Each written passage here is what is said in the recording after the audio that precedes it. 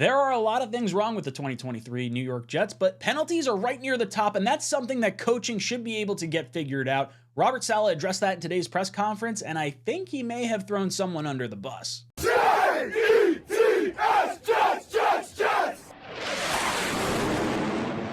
Welcome to Jets Talk. My name's Ryan. I'll be your pilot. If you're new here, hit that subscribe button. If you've been here before, welcome back. I love having you here. Boys and girls, before we hop into the video, I want to thank the sponsor of the channel, JR Tax. December is here. That means tax season is set to kick off, and it's time to draft an all-pro CPA to create your tax savings playbook. The IRS has instant replay, and when they throw the challenge flag, they charge penalties, fines, and interest that'll put you behind the sticks. Don't let the IRS sack your bank account. Hire JR the Tax Czar and drive yourself or your business down the field for a tax savings touchdown. Make sure you go support SKG Tax and JR.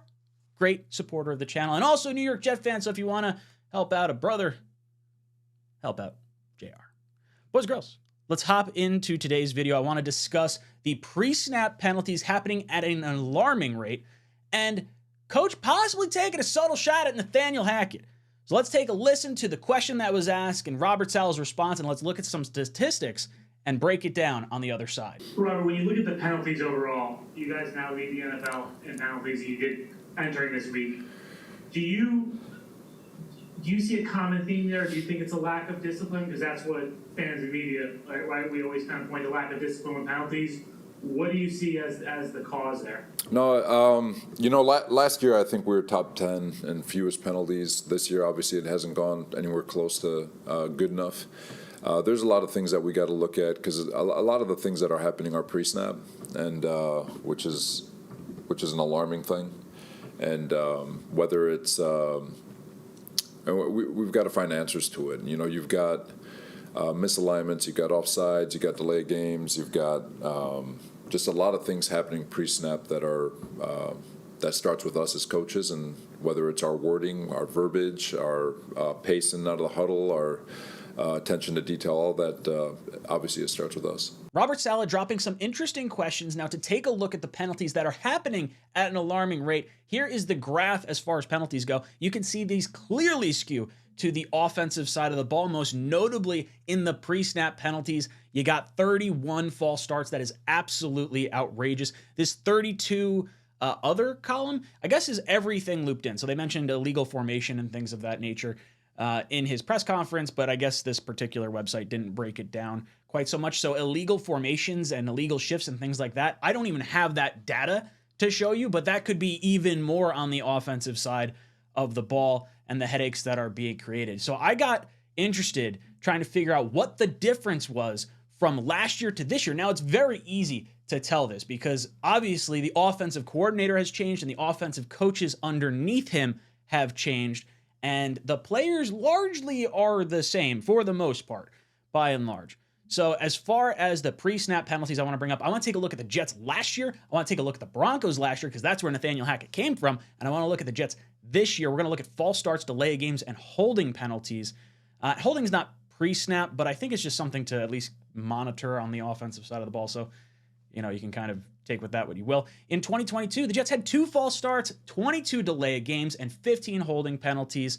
The Broncos, by comparison, had 7 false starts, 23 delay games, and 18 holding penalties. Now, remember, Nathaniel Hackett was fired during the season last year, so could these have been different if he continued on the path that he was on at the beginning part of the season? It was really not pretty. And then when you look at the Jets this year, the Jets have 6 false start penalties. We still have 1 more game to go. We have 31 delay of games, and we have 16 holding penalties. Now, delay of games can happen, you know, maybe an inexperienced quarterback or something along those lines, or getting plays slowly into the huddle. That is something that could be a consistent problem. It causes you to burn timeouts when you don't want to burn timeouts, or lose yardage when you don't want to lose yardage.